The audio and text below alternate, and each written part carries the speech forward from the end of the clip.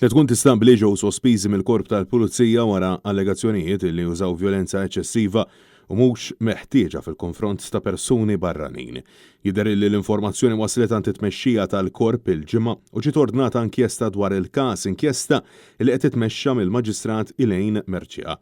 Il-każ jidher li huwa relatat ma' allegat swat fil-konfront ta' rġiel barranin fil-Ħamrun, u mhux esklus li dawn kienu immigranti.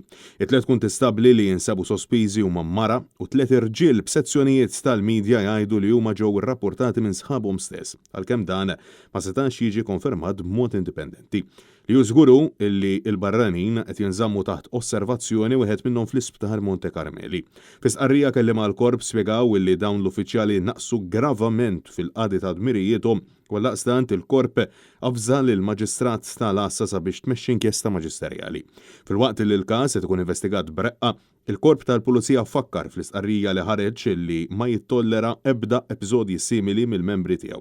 Il-korp fakkar li l-maġġoranza tal-membri jwettqu dmirijietom b'serjetà u lealtà lejn is-soċjetà illi huma mitluba li jservu.